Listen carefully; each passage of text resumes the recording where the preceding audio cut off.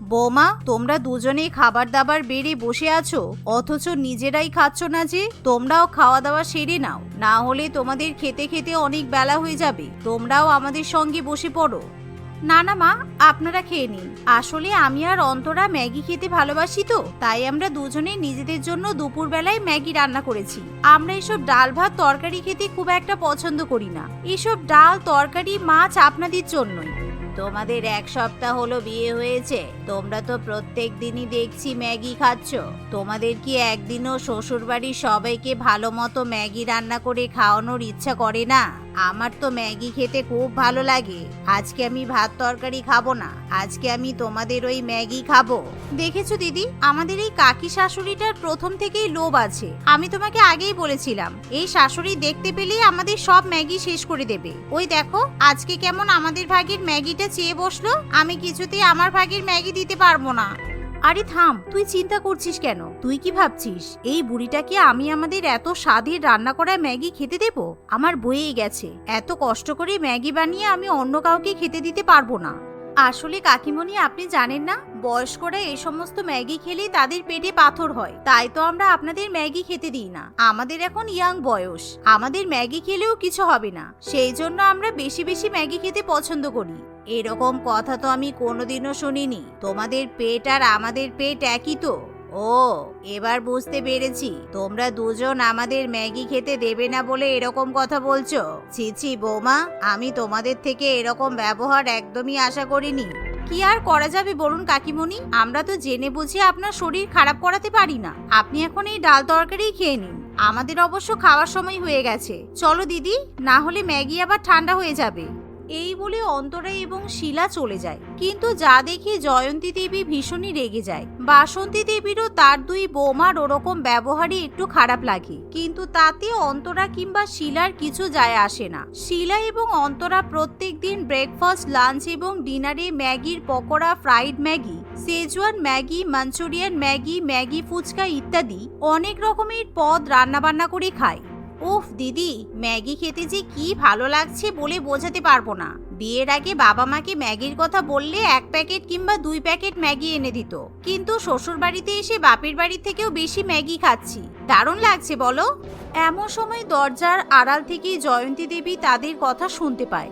তারাও মজা দেখাচ্ছি, আমাদের ওই শাক ভাত খাইয়ে নিজেরা ভালো ভালো পদের ম্যাগি বানিয়ে খাওয়া একেবারে বার করে দেব। বুড়ো হয়ে গেছি বলে কি আমাদের ম্যাগি খাওয়ার অধিকার নেই? তোমাদের কি করে শায়েস্তা করতে হয় আমার খুব ভালো করে জানা আছে। এই বলে জয়ন্তী দেবী রান্নাঘর থেকে ম্যাগির সমস্ত প্যাকেট নিয়ে পাশের পুকুরে ফেলে দেয়। আর যেহেতু সে ম্যাগি বানাতে পারতো না, তাই ম্যাগির প্যাকেটগুলো নিজের কাছে রেখেও তার কোনো লাভ ছিল না। তবে সে ঠিক করে, যেহেতু সে নিজে ম্যাগি বানিয়ে খেতে পারবে না, তাই সে অন্য কাউকেও ম্যাগি খেতে দেবে না। অন্যদিকে কিছুক্ষণ পর অন্তরা এবং শিলা রান্নাঘরে গিয়ে কিছুতেই ম্যাগির প্যাকেটগুলো খুঁজে পায় না। এই আকাশ, শুনছো? রান্নাঘরে তো সব ম্যাগি শেষ হয়ে গেছে। তুমি আজকে বাড়ি ফেরার সময় আমার জন্য মোট 100 প্যাকেট ম্যাগি নিয়ে আসবে। আমার মনে হয় বর্দি সব ম্যাগি খেয়ে শেষ করে ফেলেছে। হয়তো আমি যখন রান্নাঘরে যাই না, তখন দিদি একা একা ম্যাগি বানিয়ে খেয়ে নেয়। শুধু বৌদি নয়, তুমিও যে 1 গাদা ম্যাগি খাও সেটা আমি খুব ভালো করেই জানি। তাই আজকে থেকে আর আমি ম্যাগি আনবো না। বাড়িতে এখন থেকে ম্যাগি আনা বন্ধ। আর বেশি বেশি ম্যাগি খেয়ে তোমার গ্যাস অম্বলের সমস্যাও হচ্ছে। তুমি মুখে কিছু বলছো না ঠিকই, কিন্তু আমি খুব ভালো করেই বুঝতে পারছি। কাল রাতে আমি তোমার জন্য রুমের মধ্যে গন্ধে টিকতে পারিনি।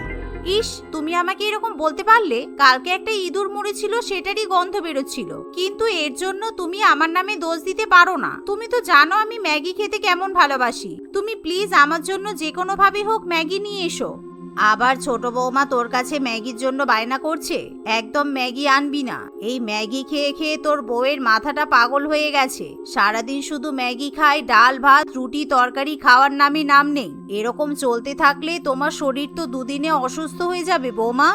বাসন্তী দেবী এই বলে অন্তরাকে অনেক বকাবকি করে, কিন্তু অন্তরা মনে মনে ভাবতে থাকে এখন সে কি করে ম্যাগি খাবে।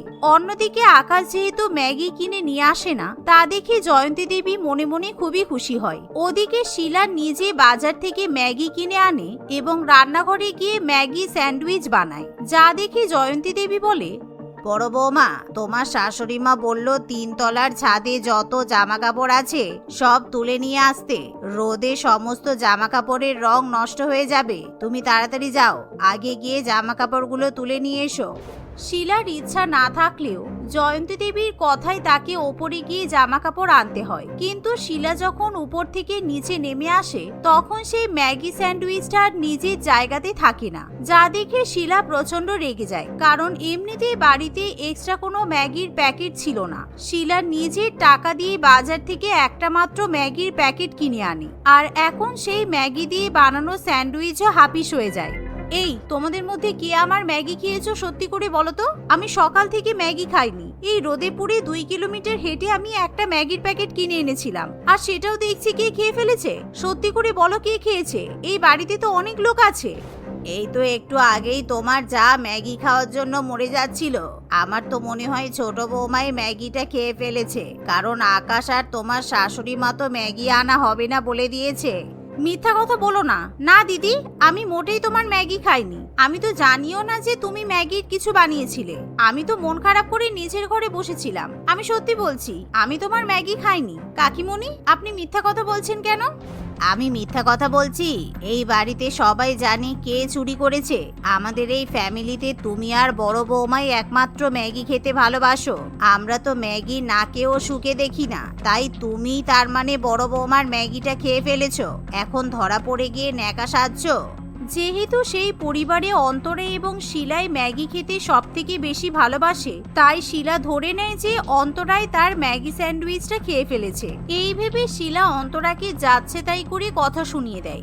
ফলে অন্তরার ভীষণ রাগ হয়। এভাবে দুই জায়ের মধ্যে সম্পর্ক নষ্ট হয়ে যায়। অন্তরা রাগ করে কাউকে কিছু না বলে নিজেই দোকানে গিয়ে ম্যাগি খেয়ে আসে। শিলাও ম্যাগি চুরি হয়ে যাওয়ার ভয়ে বাইরে গিয়ে ম্যাগি খায়। সেদিনকার ম্যাগিটা খেতে খুব ভালো হয়েছিল। ছোট বৌমার নামে দোষ চাপিয়ে আমি তো নিজে বেঁচে গেলাম, কিন্তু এখন দেখছি দুই বৌমার মধ্যে কেউই আর বাড়িতে ম্যাগি বানাচ্ছে না। এবার তাহলে আমি কি করে ম্যাগি খাবো? না না, আমাকে দেখছি কিছু একটা উপায় বার করতে হবে। এই মনে করে জয়ন্তী দেবী ঠিক করে সে বেশ কিছু ম্যাগির প্যাকেট এনে শিলা এবং অন্তরাকে উপহার দেবে, যাতে শিলা আর অন্তরা আবার নিজেদের মধ্যে ভাগাভাগি করে বাড়িতে ম্যাগি রান্না করতে পারে। এতে করে জয়ন্তী দেবীও লুকিয়ে চুরিয়ে একটু ম্যাগি খেতে পারবে। এই নাও ছোট বৌমা, বড় বৌমা, তোমাদের জন্য আমি 10 প্যাকেট করে ম্যাগি এনেছি। তোমরা দুজনে দেখছি ম্যাগি না খেয়ে খুব দুঃখ পাচ্ছ। আমার তো দেখেই খুব খারাপ লাগছে। তাই আমি ভাবলাম তোমাদের দুই বৌমার মধ্যে মিল করানোর জন্য কয়েকটা ম্যাগির প্যাকেট উপহার দিই। বাবা কাকিমণি, আপনি আমাদের সম্পর্কে এত কিছু ভাবেন। যাক, আপনি যখন ম্যাগির প্যাকেট উপহার দিতে চাইছেন তখন আর আপনাকে ফেরাবো না, কারণ আমার শত্রু এসে যদি ম্যাগির প্যাকেট উপহার দেয় আমি সেটাও অ্যাকসেপ্ট করে নেব। এই বলে অন্তরা এবং শিলা আবার নিজেদের রান্নাঘরে তাদের মতো করে ম্যাগি বানানো শুরু করে। কিন্তু অন্তরা আর শিলা নিজেরা ম্যাগি বানিয়ে নিজেরাই খেয়ে ফেলতে থাকে। জয়ন্তী দেবীকে একটুও খেতে দেয় না। দেখেছো দিদি, তোমার বৌমাগুলো কেমন শয়তান। আমি ওদেরকে ম্যাগি হাতে করে এনে দিলাম, কোথায় একটু ম্যাগি রান্না করে আমাকে খাওয়াবে তা নয়। দুই বৌমা 10 প্যাকেট করে ম্যাগি পেটের মধ্যে পুড়ে বসে আছে। তুই ওদেরকে কেন ম্যাগি এনে দিতে গেছিস? তুই তো জানিস ওরা দুজনে কেমন ম্যাগি খেতে ভালোবাসে। ওদেরকে একদম আর ম্যাগি এনে দিবি না। তবে অতগুলো ম্যাগির মধ্যে তোকে অন্তত 1 প্যাকেট ম্যাগি দেওয়া উচিত ছিল। তারা ওদেরকে আমি আচ্ছা করে বকে দিচ্ছি। এই বলে বাসন্তী দেবী শিলা এবং অন্তরাকে ডেকে খুব বকাবকি করে। তাই শিলা এবং অন্তরা রেগে গিয়ে জয়ন্তী দেবীর জন্য পেরি পেরি ম্যাগি এবং রেড চিকেন ম্যাগি বানায়। এই নিন কাকিমণি, আপনি তো ম্যাগি খাবেন বলছিলেন, তাই আপনার জন্য আমরা স্পেশাল করে ম্যাগি বানিয়েছি। তবে আগে কিন্তু বলে দিলাম, আপনি বয়স্ক মানুষ, তাই আপনার শরীরে কিছু ক্ষতি হলে তার দায় কিন্তু আমরা নেব না। জয়ন্তী দেবী কোনো কথার উত্তর দেয় না। সে তখনই সেই পেরি পেরি ম্যাগি এবং রেড চিকেন ম্যাগি আচ্ছা করে খায়। কিন্তু খাওয়ার পর সেদিন রাত্রিবেলাতেই তার প্রচন্ড পরিমাণে পেট গুড়গুড় করতে থাকে। ওরে বাবারে, পেট ব্যথায় মরে গেলাম, কেউ আমাকে বাঁচাও। ছোট বৌমা, বড় বৌমা, তোমরা আমাকে কি খাওয়ালে? আমার পেটে এত ব্যথা করছে কেন? উফ, দেখেছেন তো, আপনাকে প্রথমেই আমরা এরকম ম্যাগি খেতে বারণ করেছিলাম, কিন্তু আপনি আমাদের কথা শোনেননি। তার ফল এখন হাড়ে হাড়ে বুঝতে পারছেন তো। কি আর করা যাবেন, দেখবেন আপনার পেটে হয়তো পাথর হয়েছে। এমন কথা শুনে জয়ন্তী দেবী ভীষণই কান্নাকাটি করতে থাকে। জয়ন্তী দেবীকে হাসপাতালে নিয়ে যাওয়া হলে ডাক্তার তার চিকিৎসা শুরু করে, কিন্তু এমন পরিস্থিতিতে শিলা এবং অন্তরা যখন জয়ন্তী দেবীকে হাসপাতালে দেখতে যায়, তখন তারা সেই হাসপাতালে অনেক বাচ্চাকে বেডের উপর শুয়ে থাকতে দেখে। এই মরেছে, এই বাচ্চাগুলো কি ম্যাগি খাওয়ার জন্য ভর্তি হয়েছে নাকি? তারপর আমাদের কাকিমণিও তো ম্যাগি খাওয়ার জন্য হাসপাতালে ভর্তি হয়েছে। হায় রে, তাহলে কি উনিও আর বাঁচবে না? এভাবেই শিলা এবং অন্তরা নার্সের কথা শুনে ভীষণই ভয় পেয়ে যায়। মা, তাহলে কি হবে? ওই নার্সটা বলছিল কাকিমণি নাকি আর বাঁচবে না। তোমাদের কাকিমণি একটুর জন্য বেঁচে গেছে। ম্যাগির বিষক্রিয়ার ফলে ওনার শরীর অসুস্থ হয়েছিল। ভাবো, তোমাদের কাকিমণি মাত্র কয়েকদিন ম্যাগি খেয়েছে, তাতে ওনার শরীরের এই অবস্থা হয়েছে। তাহলে তোমাদের কি অবস্থা হতে পারে? তোমরা কি এই অকালে মরতে চাও? না না বাবা, থাক, আমি ম্যাগি খেয়ে আমার প্রাণ হারাতে চাই না। অনেক ম্যাগি খেয়েছি, আমার ম্যাগি খাওয়ার শখ মিটে গেছে। হ্যাঁ, আমিও আর ম্যাগি খাবো না। শুধু শুধু ম্যাগি খেতে গিয়ে নিজের প্রাণটা হারাবো নাকি? সেদিন থেকে অন্তরা এবং শিলা ঠিক করে তারা আর কোনোদিনও ম্যাগি খাবে না। জয়ন্তী দেবীরও সেই ঘটনার পর থেকে আর ম্যাগির প্রতি কোনো লোভ লালসা থাকে না। এই মেয়ে, তুমি এখানে এসে এদিক ওদিক করছো কেন? ক্লাস তো শুরু হয়ে গেছে। তুমি কোন ক্লাসে পড়ো আর এখানে বাইরে দাঁড়িয়ে কি করছো? ম্যাডাম, আমি ক্লাস 9-এ পড়ি। আমি এই বছরই এই স্কুলে নতুন ভর্তি হয়েছি। আসলে আমার শরীর খারাপ ছিল তো, তাই আমি স্কুলে আসতে পারিনি। আর সেই জন্য আমি আমার ক্লাসরুমও খুঁজে পাচ্ছি না। ও, এই ব্যাপার। তুমি এখানে খুঁজলে কিভাবে পাবে? ক্লাস 9-এর তো 3 তলায় 45 নম্বর রুমে ক্লাস হয়। তুমি আমার সঙ্গে চলো, আমি ওখানেই যাচ্ছি। আমি তোমাদের ক্লাস টিচার হই। আর হ্যাঁ, অ্যাবসেন্টের জন্য চিঠি লিখে আনতে হয়, সেটা জানো তো? তোমার চিঠি কোথায়? হ্যাঁ ম্যাডাম, আমি জানি। এই তো এনেছি। এর আগে যখন আমি মহেশতলের স্কুলে পড়তাম, আমি স্কুলে না আসার জন্য চিঠি লিখে নিয়ে যেতাম। তাই কিভাবে চিঠি লিখতে হয় আমার সব মুখস্থ হয়ে গেছে। দেখে তো এই মেয়েকে বড় ফাঁকিবাজ মনে হচ্ছে। কি জানি বাবা, আবার অসুখ বিসুখ থাকতে পারে, বলা যায় না। তবে আমি একে আগে হেড ম্যামের কাছে নিয়ে যাব। এই চুপ করো আর হে হে করো না। আমার সামনে হাসতে তোমার লজ্জা পায় না? একে তো কামাই করেছো, তার উপরে দাঁত বের করছে। চলো, হেড ম্যাডামের কাছে চলো। হেডমিস্ট্রেসের কথা শুনে নেহা প্রথমে একটু ভয় পেয়ে যায়, কিন্তু মলিনা ম্যাডামের চাপে শেষ পর্যন্ত তাকে যেতেই হয়। সেখানে গেলে তাদের হেডমিস্ট্রেস বলে, মলিনাদি, ওকে কেন এনেছেন? ওর মা মোহিনী দেবী আগেই ফোন করেছিল। কিছুদিন ওর শরীর খারাপ ছিল, উনি আমাকে বলেছেন। আপনি এক কাজ করুন, ওর থেকে চিঠিটা নিয়ে ওকে ক্লাসে বসতে দিন। এটা ছিল করিমনগর স্কুলের ঘটনা, যেখানে নেহা নামের একটি ছাত্রী এবছরই ক্লাস 9-এ ভর্তি হয়েছিল। বেশ কয়েকদিন আগেই তাদের স্কুল চালু হয়েছিল, কিন্তু সে তার শারীরিক অসুস্থতার কারণেই এতদিন অ্যাবসেন্ট ছিল। ও আচ্ছা, ঠিক আছে, আমার সঙ্গে এসো। ম্যাডামটি এভাবেই নানান প্রশ্ন করতে করতে নেহাকে তাদের ক্লাসরুমে নিয়ে যায়। ক্লাসের বাচ্চারা ম্যাডামকে দেখে একসঙ্গে গুড মর্নিং উইশ করে। ওকে ওকে, গুড মর্নিং, গুড মর্নিং। সকলে বসে পড়ো। আর হ্যাঁ, একটা কথা, সবাই শোনো। এই মেয়েটি আজকে স্কুলে প্রথম এসেছে। এর নাম হলো নেহা।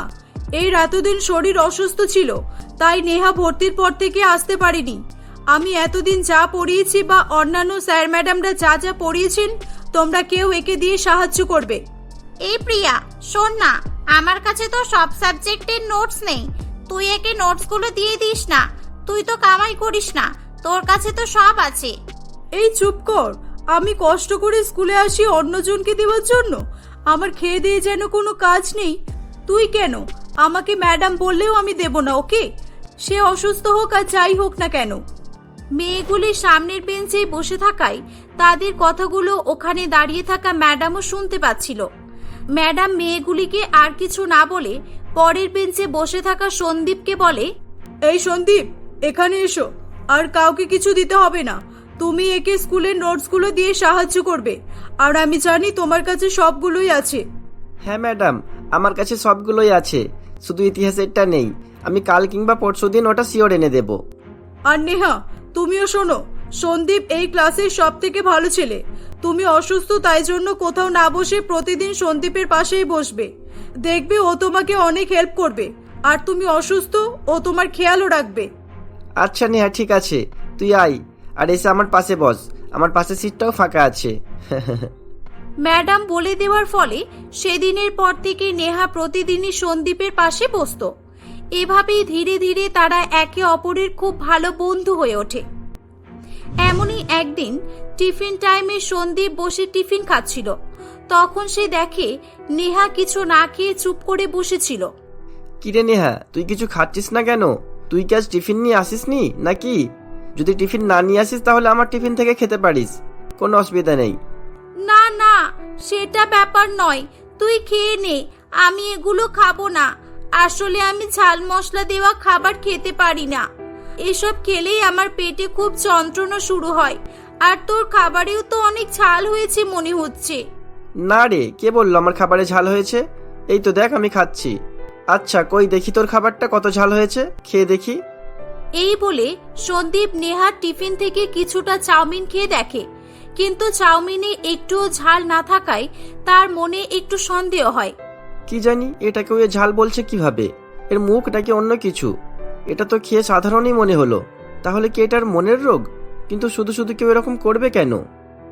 টিফিন শেষ হয়ে যাওয়ার পর ম্যাডাম এসে তাদের ক্লাস নিতে শুরু করে। হঠাৎ করে নেহা কাঁদতে শুরু করে। ম্যাডাম তাকে কান্নার কারণ জিজ্ঞাসা করলে সে জানায় তার পেটে প্রচন্ড পরিমাণে যন্ত্রণা হচ্ছে। ম্যাডাম নেহার বাবাকে ফোন করে, কিন্তু তার বাবা ফোন ধরে না। শেষ পর্যন্ত ম্যাডাম সন্দীপকে বলে নেহাকে তাদের বাড়িতে পাঠিয়ে দেয়। সন্দীপ নেহাকে বাড়ি নিয়ে আসে। নেহা করিমনগর গ্রামে তার মা, বাবা, দাদা, বৌদির সঙ্গে বাস করত। নেহা বাড়ির একমাত্র ছোট মেয়ে ছিল, আর তাই তাকে বাড়ির সকলেই ভালোবাসত। নেহার একটা খুব বাজে অভ্যাস ছিল, সেটা হলো সে প্রচুর পরিমাণে মিথ্যা কথা বলতো এবং সে স্বভাবে কুড়ে প্রকৃতি ছিল। সে তার কুড়েমি লোকানোর জন্য সবসময় মিথ্যা কথার আশ্রয় নিত। বেশ কয়েকদিন আগের ঘটনা। সেদিন যখন সে বাড়িতে সকলের সঙ্গে খেতে বসেছিল। আরে বাহ বৌমা, তোমার তৈরি খাবারগুলো থেকে তো দারুণ গন্ধ বের হচ্ছে। আমার তো মনে হচ্ছে আজ খুব ভালো কিছু খাবার তৈরি হয়েছে। সোমনাথ, তোর কি তাই মনে হয়? হ্যাঁ মা, আমিও সেটাই বলবো ভাবছিলাম, কিন্তু তুমিই আগে বলে দিলে। তবে তুমি যাই বলো মা, আজ কিন্তু নন্দিনীর এটা প্রথম নয়। ওর তৈরি খাবার কিন্তু সবসময়ই ভালো হয়। আমার তো খেতে খুবই ভালো লাগে। আর জানো মা, আমার অফিসের বন্ধুরাও নন্দিনীর হাতের রান্নার খুব নাম করে। হ্যাঁ হ্যাঁ, নাম তো করবেই। ফ্রিতে পেলে সকলকেই নাম করতে হয়, সে ভালো জিনিস হোক কিংবা খারাপ জিনিস।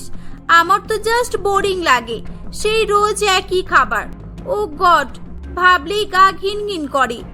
হ্যাঁ, সেসবই ঠিক আছে, কিন্তু আজকে কি বানিয়েছি সেটা তোমাদের গেস করে বলতে হবে। যে আগে গেস করতে পারবে আমি তাকে সবার আগে খাবার দেব। বৌদি, তুমি আর নাটক করো না তো। তুমি আলুর দম আর লুচি বানিয়েছো, যেটা খেয়ে এতদিন আমার শরীর খারাপ হয়েছিল। এবার তাড়াতাড়ি দাও আমাকে, খেয়ে স্কুলে যেতে হবে। এতদিন পর আজকে আমি প্রথম স্কুলে যাচ্ছি, একটু তো তাড়াতাড়ি যেতেই হবে।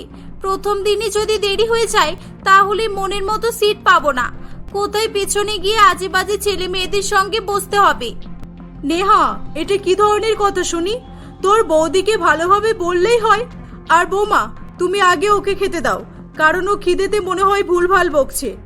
এটা শুনে নন্দিনী তাড়াতাড়ি করে সব থেকে আগে নেহাকেই খাবার দেয়, তারপর সকলকে খেতে দেয়। নেহা খাবারটি দেখে বেশ কিছুক্ষণ সেটিকে না খেয়ে তাকিয়ে বসে থাকে। এদিকে বাড়ির সকলেই খাবার খেয়ে নন্দিনীর নাম করতে শুরু করে। তোমরা আর ফালতু বকো না তো, এটা খাবার হয়েছে না ছাই? অত্যাধিক তেল ঝাল মশলা দিয়ে সেই আগের মতো খিচুড়ি পাকিয়েছে। এত ঝাল খাবার আবার মানুষে খায় নাকি? আমি এটা খেতেই পারবো না, আমার তো এটা দেখেই চোখ জ্বলছে। নাও, এখন এর নাটক সহ্য করো, এবারে এর ভুয়ো ডাক্তারি শোনো। খাবার বেলায় প্রতিদিন সকলের থেকে বেশি বেশি খাবে আর এদিকে নাটকও করবে।